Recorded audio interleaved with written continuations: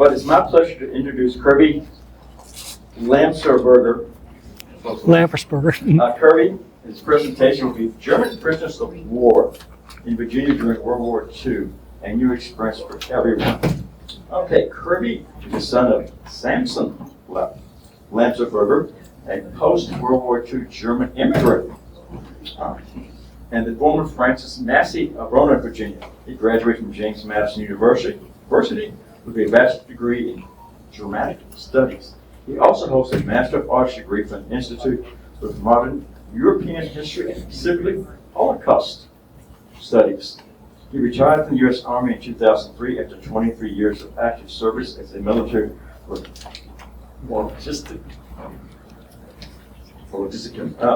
and later Administrative Affairs Officer of the Capitol Hill. I know that one well. In January 22, he retired from the Fort Gregg Adams as Department of the Army Civilian Management Analyst and Manpower Course Director. I would like to say one other thing before this.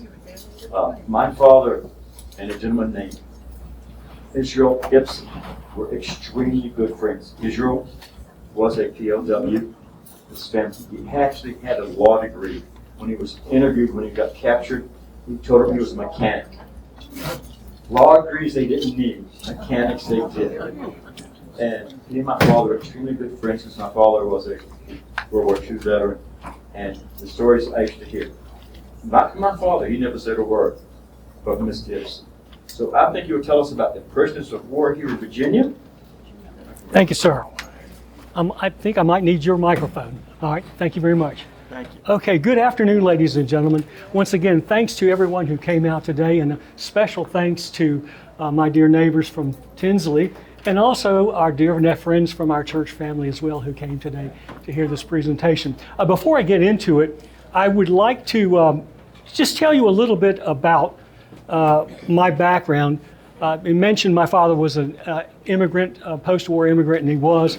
Moreover, my father was had a relatively high officer rank in the Hitler Youth. His father had been a decorated World War I veteran, and after the war, when the turmoil in Europe began, my grandfather was an ardent Nazi. He joined the Sturmabteilung, the SA, which was the predecessor of the later Schutzstaffel or SS. And he didn't stay in that, but later for his service and loyalty to the party, he was given a very lucrative administrative position in the occupied Denmark after Germany had occupied Denmark. So that's kind of a little bit my background, and it is something of a paradox, to say the least, if I may present that to you, in the sense that I have to tell you this jokingly, but it's true.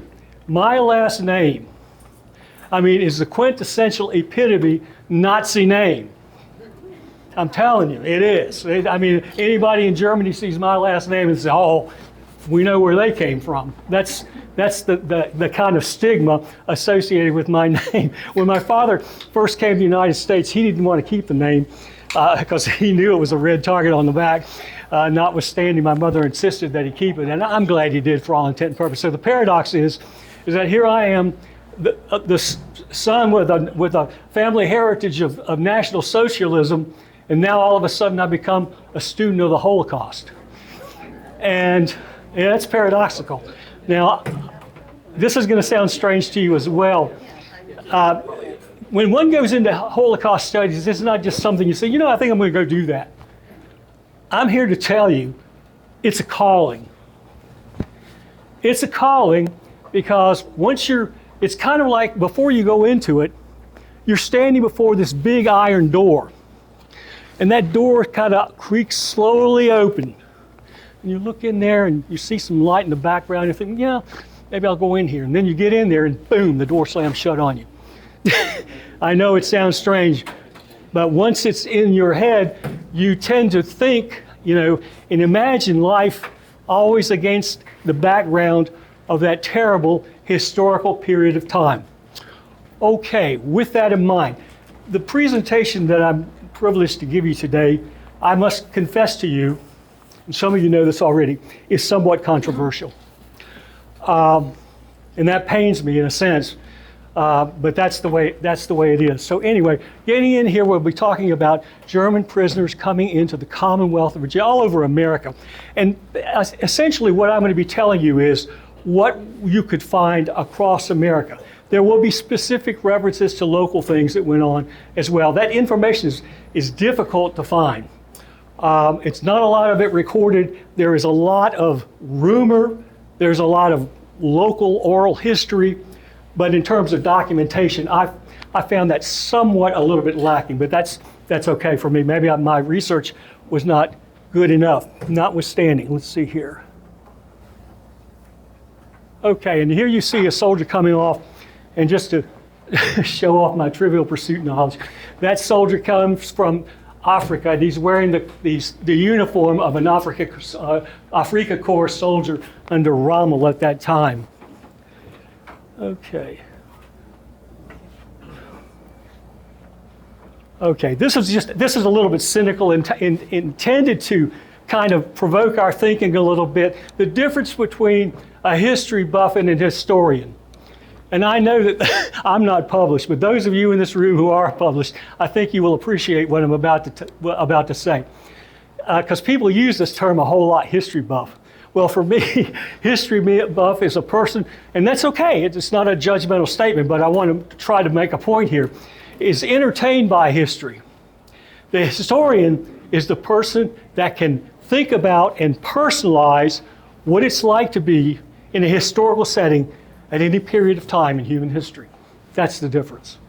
And so when you pursue certain subjects like this, by default, you begin to take on and understand the persona of people wherever they were.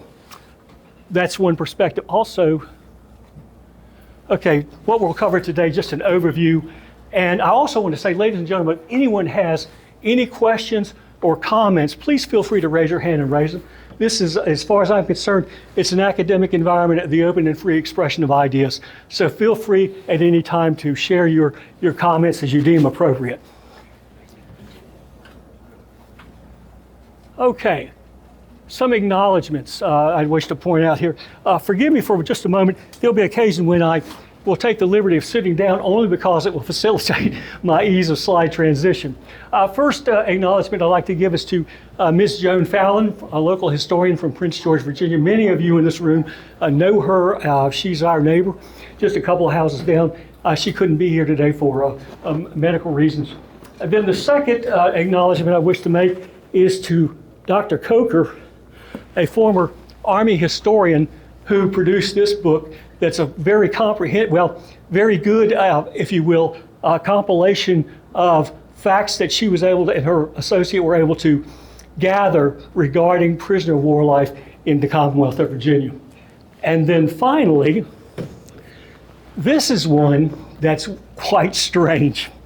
And it really has no direct correlation to the Commonwealth of Virginia per se. But this is a book by a woman by the name of Traudl Junge. At the age of 22, she had studied to become a dancer. At the age of 22, she was selected to become Hitler's personal secretary. And in 1942, when she was selected for that position, she traveled with him basically everywhere and had to be ready at a moment's notice for her to record something or some thought he had or whatever.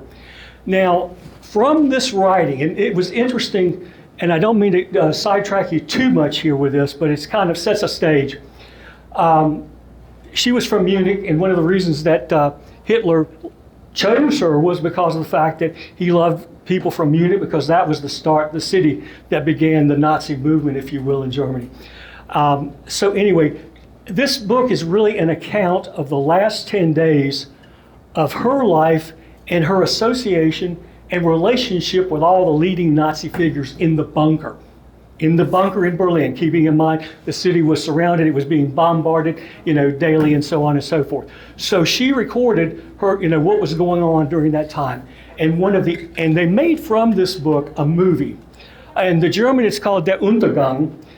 It's later translated English, it's The Downfall.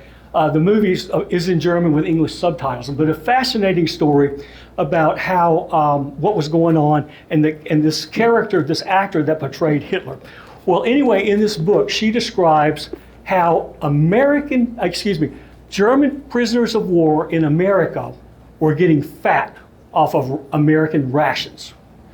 And that was quite alarming. Okay, this was written in the book, and then when they did the movie, they showed this scene about Hitler going into a rant and rave about how German prisoners were being so treated more than they deserved, and if they ever came back, he was going to take care of them, and so on and so forth. So that's kind of another, for me, fascinating thing about how perceptions were back in this time. And for me, the great curious question is this: how in the world did Hitler know this? We'll get into that perhaps in more detail, and you can raise your own thoughts about that as you deem appropriate. But how did he know that? Was there some connection going on between, the way they were handling American prisoners in their prisoner of war camps and the way we were doing it over here in the United States of America? And of course, I think most of us in this room at least have some minor familiarity with life for an American service member in a German POW camp. If you ever watched the movie Stalag 17, or perhaps Slaughterhouse 5, or there's several others. And of course, if you watched Hogan's Heroes, that really doesn't count because that was the same. Even though it was very much, as some of you know, that was actually very loosely based on a true initiative that came from the former CIA, at that time Office of Strategic Services, where they did in fact implant operatives into German prisoner of war camps. Okay, with that in mind, like I said, if you have a question, excuse me, I'm going to have to turn this over just a little bit. Thank you for your patience here.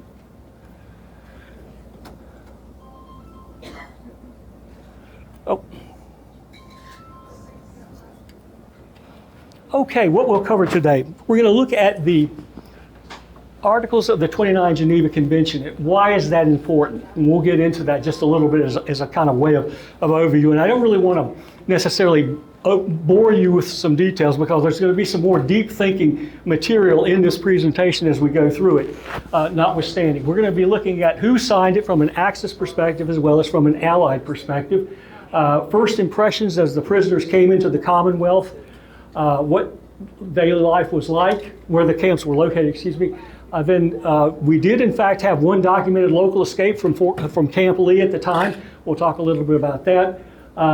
Local fraternization with German prisoners of war. This is the element of this presentation, ladies and gentlemen, that now becomes somewhat, how shall I say, sensitive, in the context that in this presentation I'm going to present you with the facts, and you're going to have to decide on your own how to interpret them. And that's really what, in a sense, and I think many of you who are bona fide historians, which I am not, would agree to, is that you want to present the facts and then interpret them accordingly. All right, and then from there we're going to learn about what was the prisoner of war response to the Shoah, to the Holocaust. For me personally, that's kind of an interesting thing, I'll say it that way. And the reason being is because, based upon my heritage, it was virtually impossible for me to talk about this subject with my father or my aunt, his sister, who lived right next door to us as we were growing up. They just never wanted to talk about this subject for whatever reason. And at the time, I didn't really understand it myself.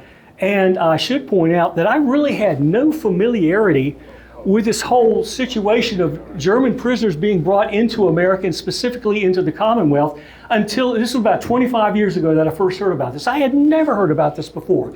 And at the time when I was working legislative affairs for the United States Army, I had to go on a congressional visit, kind of a, I don't know what you call it, like an investigation kind of a thing, that took me to Fort Indiantown Gap, Pennsylvania, which is actually also the former residence of the Lieutenant Governor of the Commonwealth of Virginia.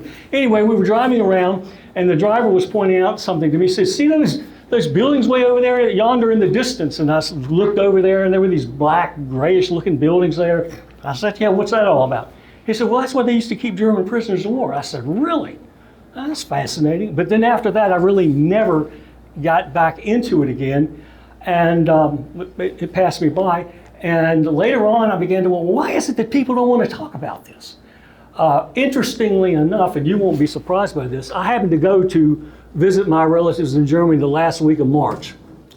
And I don't know how many of you keep up with what's going on in Europe right now, but I'm here to tell you that at least the Federal Republic of Germany is not very friendly to the United States of America at all. Having said that, when I introduced this subject to my relatives and then I wanted to talk about it with maybe some other people in the community, it was like, man, get out of here. That's ancient history. We don't even need to be bringing that up. Okay, so that's kind of where that went as a dead end, because I was hoping to perhaps get a perspective. And there's some literature, there's some information out there, yes, it's recorded and everything, and we'll talk a little bit about that later on in this presentation. But for the most part, there's not a lot of firsthand, there were not people willing to talk firsthand about what went on during this period of time. Okay, that is my perception. Questions, comments, and like I said, feel free to disagree in the academic environment of the open and free expression of ideas. Okay, what mandated the need for the Geneva Convention of '29? Let's take a look. Whoops, forgive me, I keep fumbling with this.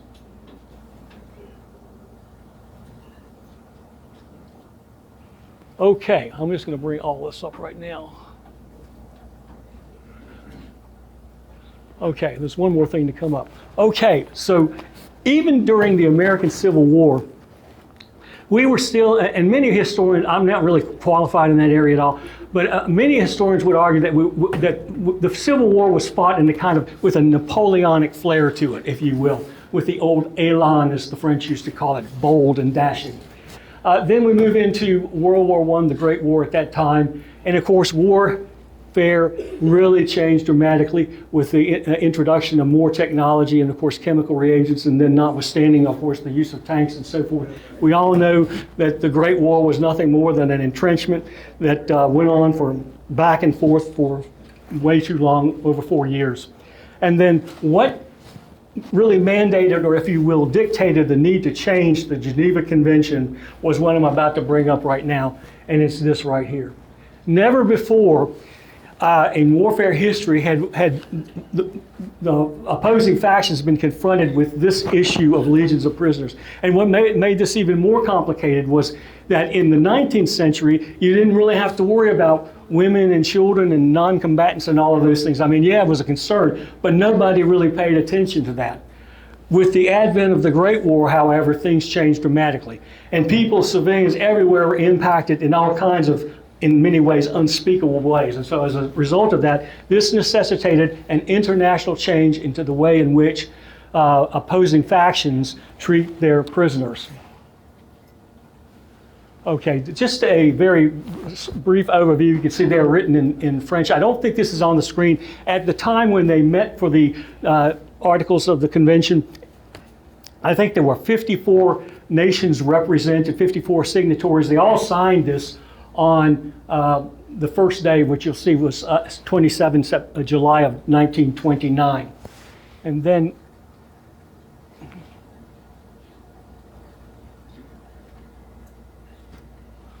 okay, just a few things here, some articles, and these are very broad and specific, but the takeaways from these, one of these is there at the bottom, and you said it required like quality, and quantity of food. And that was sorely, sorely lacking in World War II, as I think most of us in this room know, particularly with respect to the way in which American prisoners of war were treated under the auspices of the German Reich. And without getting into that side of the water, on the Pacific side, it was the same old story with Japan as well too. Okay, they did not act in accordance with the Geneva Convention. Continuation of that, interesting point here, the articles required that prisoners be paid for the work that they do on an hourly basis. That did not happen for American prisoners, whether they were in Europe or whether they were in the Pacific Rim. That simply did not happen, and it didn't happen in a lot of other places as well. The good news is that there is one country where it did happen, and we'll save that story for later on. Okay, let me see. Continuation again there, relationship of prisoners to the authorities, exchange of information. Again, this is just to give you an appreciation. These are very, very broad brushstrokes, if you will, because there's a lot more narrative and in-depth detail into what each of these articles, if you will, really means individually and by themselves. But I didn't really take the time to show that, but it wasn't necessary, and the time was not even, wouldn't deserve it. Okay, and then you can see there I've made a highlight here in the case of Articles 82 and 83. If one of the belligerents is not a party to the Geneva Convention, to the Articles, notwithstanding, they shall still be treated accordingly. That did not happen. It never happened with Nazi Germany, and after Stalingrad in 43, when that fell and the Russians reclaimed it, the Soviets reclaimed it, they then themselves did not enforce that, apply that at all. And I guess from their perspective, I have to objectively say I can understand why they were less than positive about wanting to, show a lot of comfort to German prisoners of war after what they had been through. For any of you who understand what the Battle of Stalingrad in 1943 was all about. Okay, major Allied signatories you can see here. And interesting there at the bottom, the Soviet Union chose not to do this, and forgive me for laughing, but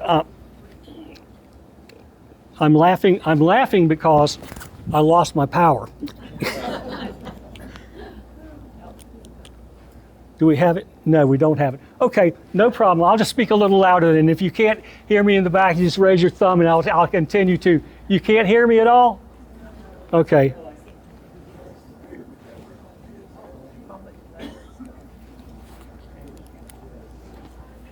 Does it work now? It does work now. Thank you. And this is so embarrassing to stand up here and have to fumble with it, trying to flip the slides and then trying to get the microphone to work. And anyway, hey, I was an instructor for the Army, so I've learned how to deal with it anyway. Thank you. Okay, so the Soviet Union chose not to sign this thing. And it was because, and this is what I was laughing about before the microphone went, because they chose to judge people politically and socially. And this was their way of, defining society. Well, in point of fact, the Germans did the exact same thing. The only difference is that whereas the Soviets classified people by working class, the Nazis classified people by racial class. And that was the big distinction. Okay, major Axis signatories depicted here. Okay, so you can see that July 27, 1929, Germany signed and agreed to the Articles of the Convention. However, they weren't necessarily followed after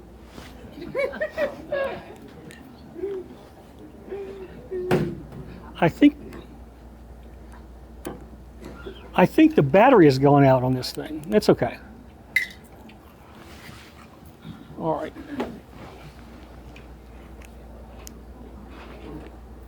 It's the battery. Once again, I'll keep trying. Okay. You can see there that in 1933, interesting statistics, some of you probably knew this, others of you did not know this, that Hitler came to power with less than 38% of the popular vote. And that party, the National Socialist German Workers' Party, only achieved, thank you, sir, thank you, only achieved a third of the parliamentary seats.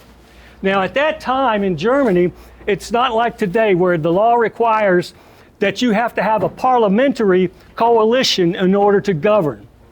And that's been very significant in the last couple of years within the Federal Republic of Germany today, notwithstanding. So he came to power this way, and I would like to say that it was, from my perspective, as a researcher, not an historian, but as a researcher, very surreptitiously. And the majority of people had no idea of what was going on because it all sounded good from the outside, from face value. The image was all right, but the substance was all wrong. And it took a while before people finally figured out that that's what was going on. But then, when they began to figure out what the real deal was, guess what? It was too late. Why was it too late? Because if you opposed the regime, then guess what was going to happen to you? And that's the way this situation went down, so to speak. Okay, questions or comments before I attempt to transition the slide again? Thank you. Okay, here we go. I got a question. Yes, sir. Yes, sir. The 2-year difference in the signing up for when the Geneva Convention of the USA and Germany. Good question. The ratification, he's referring to the ratification process. I appreciate it, Bills. I should have elaborated on that. In fact, let me go back to that slide.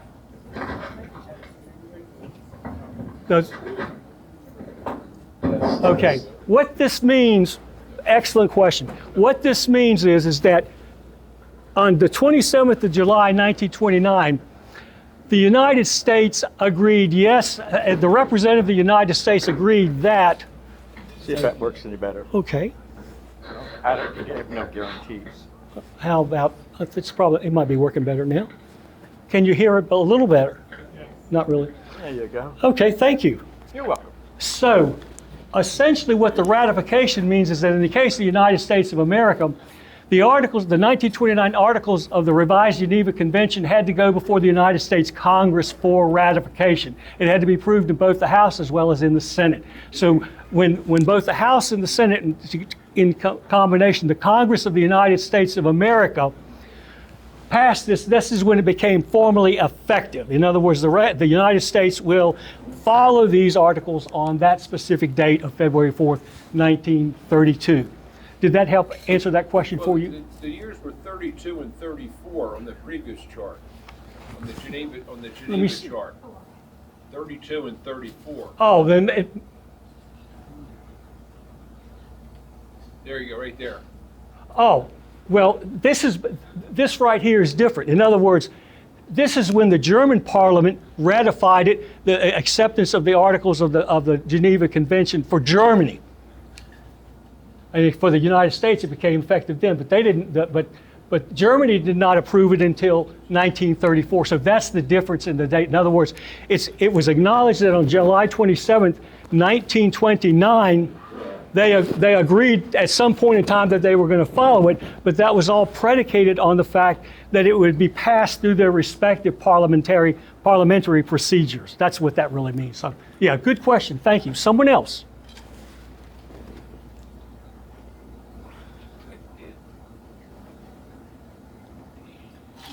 Okay, and then we were here on this slide when I mentioned that about how curious it was that Hitler came to power. And again, that was because there were probably 20 different political parties, some of them very closely aligned. 20 different political parties were running in that election, and that's how it stilted out that way. Okay. Why were prisoner of war camps located here in the United States of America? Well, one of the biggest reasons of all was the fact that the United Kingdom had asked the United States to do that. And the reason being is that they were themselves already pretty much resource-wise consumed with preparing for the war and, of course, the ultimate invasion that would come later. So they didn't have the resources, the personnel, or whatever to start up, if you will, a prisoner of war, any kind of sizable prisoner of war initiation or operation, if you will, in the United Kingdom. So for that reason, they reached out to the United States and also to Canada. There were camps in Canada as well, but they reached out to the United States. Now, what was interesting about this from a U.S. perspective is that, in a sense, we really didn't have a whole lot of experience with prisoner of war, and what I will call prisoner of war operations, other than, for example, in the American Revolutionary War, there were many, many patriots that were familiar with what it was like to be a prisoner of war on a prisoner of war ship like the HMS Jersey anchored in New York Harbor out there. They understood what that was like. And that's another interesting story for another time. But anyway, then in the Civil War, of course, we know the situation there, or trust we do, with, there were prisoner of war camps. The conditions were horrible on both sides, whether we're talking about on the Confederate side at Andersonville or we're talking about on the northern side in one of the camps in Illinois or one of those places like that. Notwithstanding, so the way in which this worked was the U.S. set up these prisoner war camps or facilities, complexes, call them what you will, and then as we were delivering U.S. personnel over to fight the conflict in Europe, in turn, we would load those up with prisoners of war, that not only included German prisoners of war, but also Italian, Romanian, and some others as well. But the preponderance of those personnel were in fact Germans. And and they came here to the States, and they were put to work, but they were also then paid as well for their service. First impressions depicted here, and I'm going to take the liberty of reading this to you because I know in the back it's difficult, and the reason I want to read it to you is because it's really interesting the way when they came off, this has happened right here, this photo up here is in Norfolk. They're coming off the boat, off of a Liberty ship in Norfolk, Virginia. And the quote goes, "And so we went ashore at Norfolk in the morning hours after going through the customary delousing. We marched to the railway station. There were immediate shouts in German, 'Mann, oh Mann, wie wär's damit?' Like, what's this all about? They couldn't believe it. We followed orders to board the coaches. Most of us had always been transported in boxcars during our military service. These modern coaches were a pleasant surprise to everyone. Go figure. En route through Virginia, we pressed our noses against the window panes to take in the sights. The first impression we had was the abundance of automobiles everywhere. Now, this gets better. And this is where, forgive me if I start crying. No, I'm just kidding. But this gets a little sentimental for me. And I'm going to share with you now, I'm presenting with you some facts. And this is where a few moments ago I asked you to take these facts, ladies and gentlemen, and interpret them for yourself. Don't listen to just what I say, because my perspective is one way to interpret the facts. Your perspective may be equally valid to interpret them in another way as well. Okay, so as these pictures come up, check this out. I have to read this to you. And when the porter came through with coffee and sandwiches and politely offered them to us, most of us forgot about those anti-American sentiments. The guards at each end of the coaches had strict orders not to take chances with us. Now, what was interesting about this is a commentary from one of the former German prisoners who said that as they rode in those cars, there were guards on each end, 2 guards on each, and if one of the prisoners had to go and relieve themselves, what they were supposed to do then is raise their hand, and then the guard would come and escort them, and then escort them back. And so they got to talking amongst themselves and wonder what would happen if all of us just raised our hands at once. And they talked about doing that, but then one of the senior officers on one of the coaches said, no, don't do that. Just go ahead and do with them do what they say. Now, here is this was United States War Department policy that we would transport these German prisoners on these coaches that were only in America designed for certain people. Now, here's the way in which I interpret these facts that I have presented, and why I believe that this was very, very wrong and immoral. Yeah, I said the word immoral. First of all, when the United States War Department treated German prisoners of war in this way and in this fashion, here's what they were really doing. They were further demeaning African Americans who had never been allowed to ride on those coaches in the first place. First point. Second point, and again, this is Kirby Lampersberger's interpretation of the facts. You're going to have to determine them. You're going to have to find your own interpretation. Second point. This decision by the United States War Department further disenfranchised the Jewish community in the Commonwealth of Virginia. It was true across America, but we're just going to stay within the Commonwealth. Because word had already been put out in the New York Times in 1942 about the atrocities going on in Eastern Europe. And most people didn't believe it. They thought it was some Hollywood story being made up. But it was true. So the word of that began to leak out, so that when it got down to the local level, where you have these German prisoners of war coming into a local area, you have to try and personalize, well, what's that like for a person of African American heritage, or what's that like for a person of Jewish heritage, and so on and so on and so forth. All right, that's my second point, and I don't expect you to agree with any of it. And then here's the third point that from my perspective is equally significant. By doing this, and this came out later, and we'll have another slide to talk about it. By doing this, I infer that all we did was fortify their already brainwashed belief that they are superior. And that's exactly the way they thought. Yes, that's the way they thought. They were brought up that way, they were brainwashed that way, so that when we start handing them, putting them in these comfortable coaches and serving them tea by African American porters, they got to thinking, I wonder if maybe those people are maybe they're the same way we are. Maybe they're thinking the same way.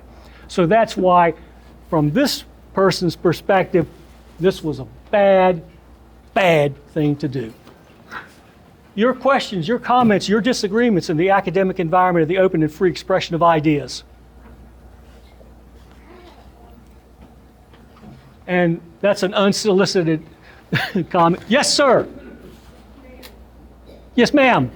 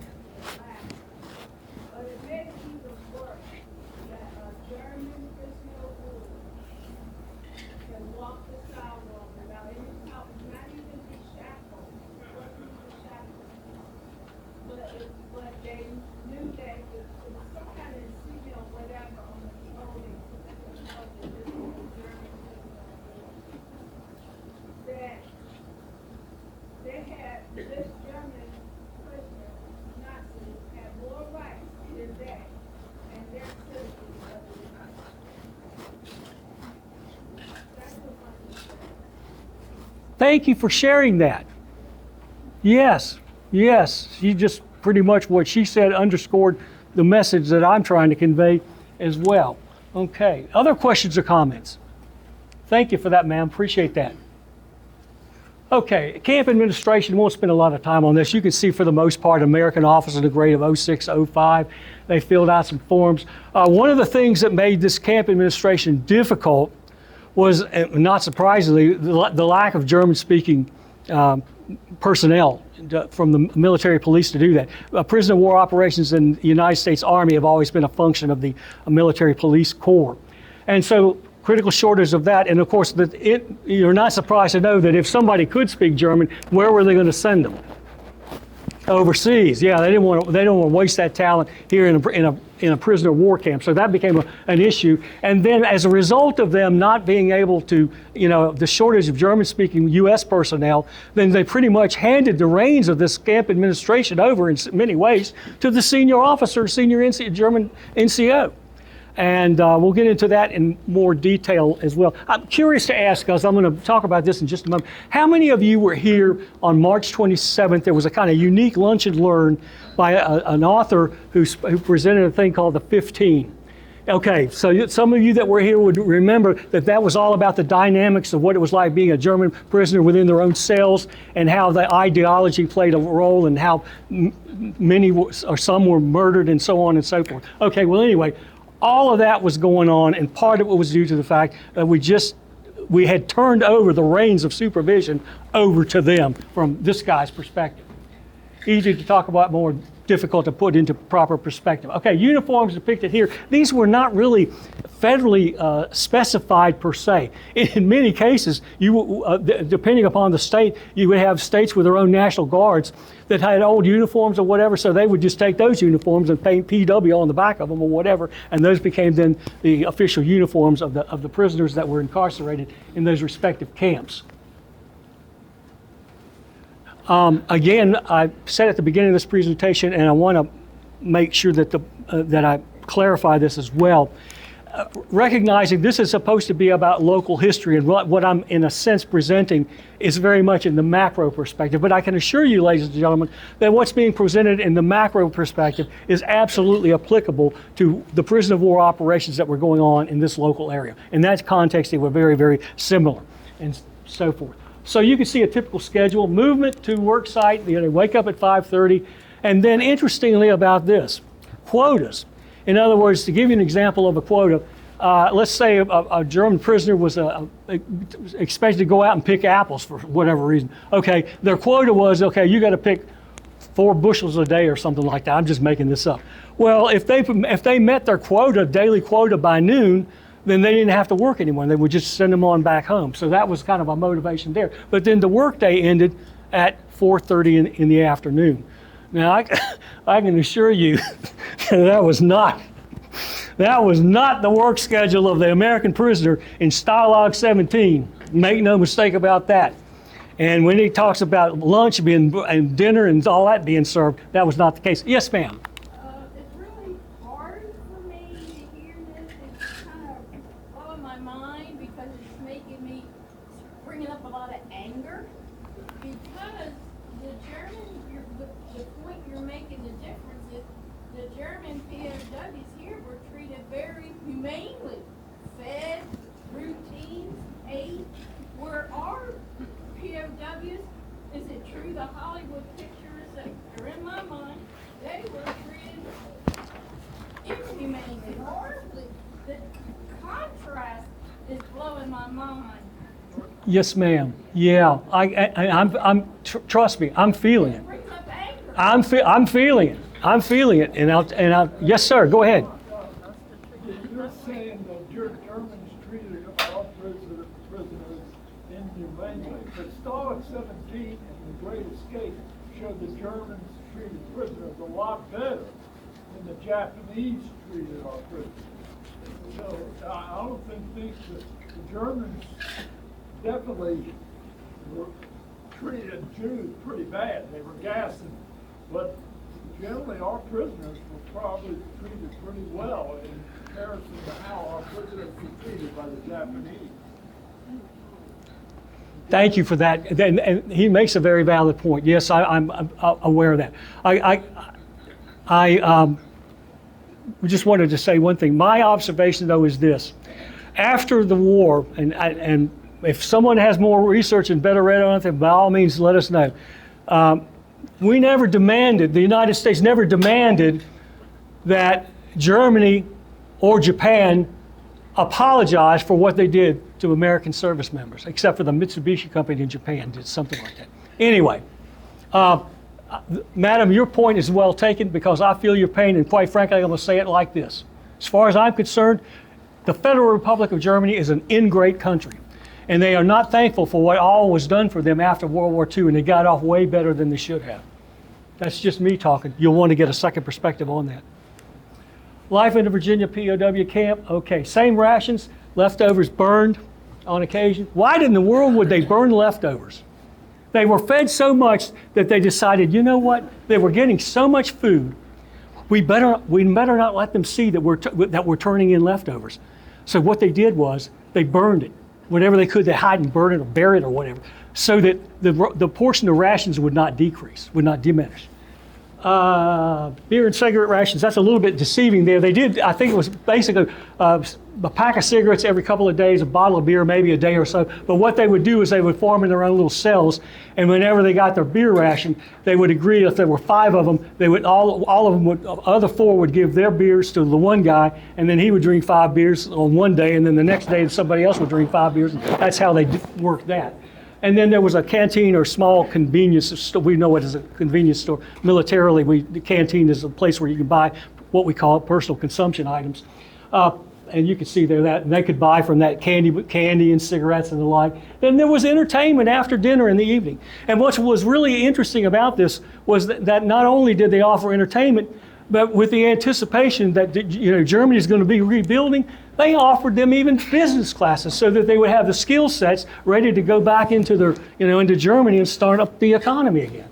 That's how this was. Then we'll go down here quickly to the resistance, and I just mentioned about the lunch and learn, and it was quite interesting. There were work strikes. There were sit-down protests, and whenever they lowered the American flag or was the Nazi salute, that's what they would do. And interestingly enough, nobody really precluded them from doing that. Unlike, I can assure you, that had an American service member in a German prisoner of war camp pulled a stunt like that. Yeah, you get the picture. Okay. German chaplain here. Nobody could become bored as a prisoner. We all were positively impressed. Wow. I have to move on. The time is coming. Okay, how are they employed in these areas right here? Construction, agriculture, skilled trades, and forestry. These are not all inclusive, but primarily, in some cases in around Charlottesville, if memory serves me correctly, and even around the Roanoke area, some of them were actually involved in food processing and the canning, if you will. And that part of that was due to canning rations for American service members who were fighting in Europe. Okay, primary camps across Virginia depicted here. I'm going to just run through these quickly for the sake of time. You can look at them. I have the one in blue there highlighted because that's the one from where I grew up. I was born in Roanoke and grew up in Troutville, and I later learned that the German prisoners routinely came in the morning from Roanoke, Catawba area, Salem area, and they would send them out to like Troutville, where I'm from, and they would go to pick fruit, harvest, forestry actions, and the like. Okay, once again, Roanoke there, forestry.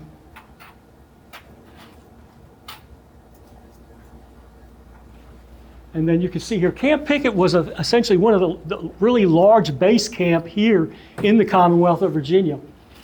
And it had all the sub-camps depicted.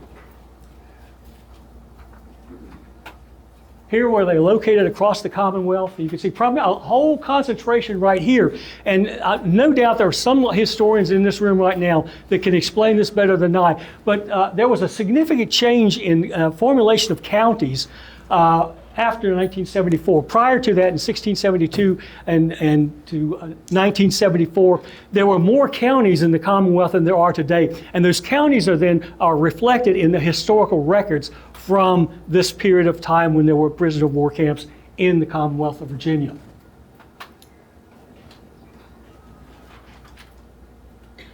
Okay, this for me is an interesting postcard. The reason I like this is because this is probably one of the closest connections with local history that I came to. There were some others, but this one was really fascinating for me in a number of different ways. Okay, and here we see, first of all, it's from Camp Pickett, just down the road. And it's from Obergefreiter Ludwig Steinlechner. It's first class, private first class Ludwig Steinbecker. And he's sending this to, we don't know, probably a girlfriend by the name of Fräulein Leni Kopfinger. Well, it's something that struck me curiously. That's intended, it's pronounced Fräulein, as most of you know, but it's spelled incorrectly. This is not the way you spell that word.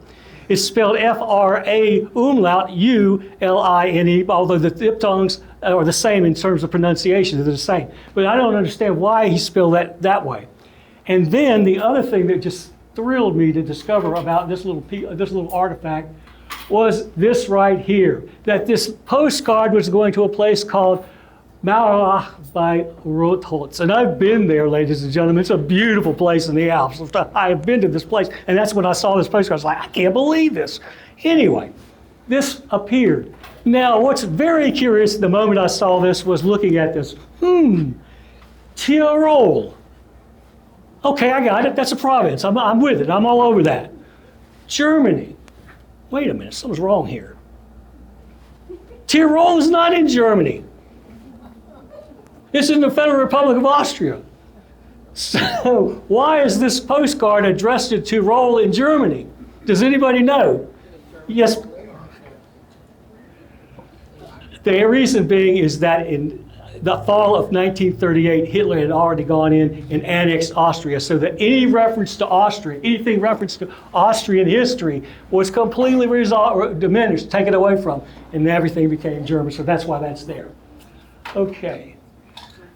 Local German POW escapes depicted here. Okay, you can see a total of over 2,000 attempted to escape. Most were captured back within a couple of days. The Richmond Times reporting in June of 1944 that a prisoner escaped from Fort Lee or Camp Lee. And interesting about that, Joseph Henning, that's not the way you spell that man's name in German, but that's what the Public Service Affairs Office printed in the newspaper. Escaped. This man was 5'7" and weighed, and only spoke German.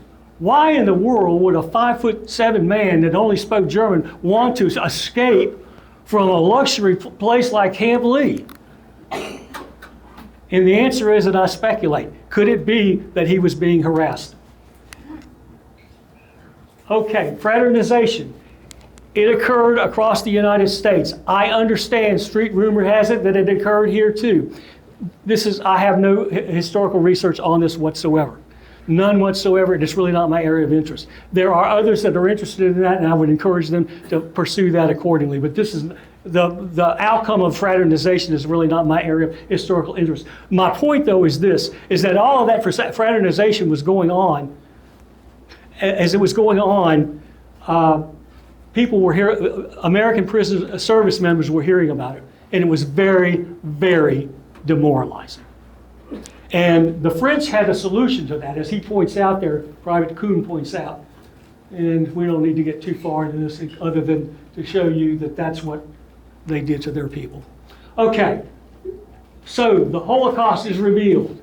And what happens then, as the prisoners are seeing this? These things right here.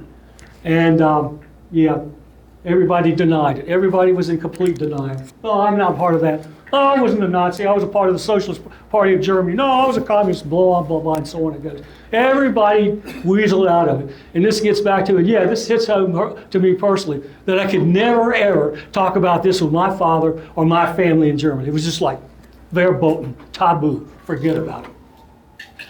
Okay, repatriation. Initially, the policy was, once we get the armistice signed, we're going to send these prisoners back. As it turns out, at the end of World War II, when the war ended in Europe and it was about to end in Japan, we had all kinds of labor problems and shortages going on. So as a result of that, the repatriation process for German prisoners was lengthened so that they could assist in the harvest, getting the harvest. Okay, and then coming up here. German prisoner perspectives on captivity. Let me read this to you because you can't see it in the back. Scholar Arnold Kramer interviewed many prisoners and none ever admitted to being a Nazi. However, most had a limited knowledge of the concentration and extermination camps. Oh, by the way, that term was never used in Nazi Germany. They were called autonomous Jewish settlements.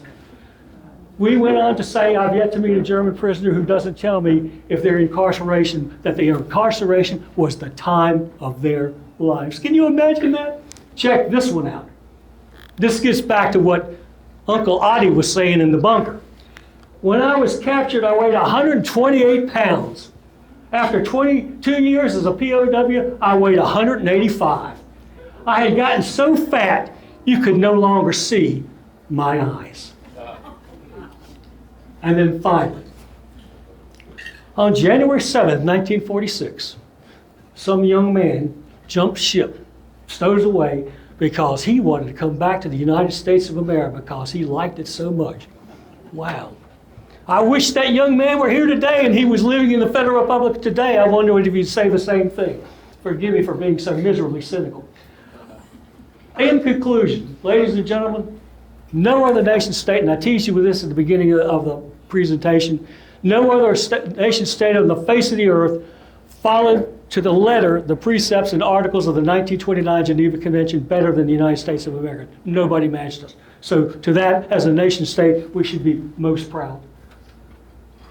And in conclusion, ladies and gentlemen, what are your questions, comments?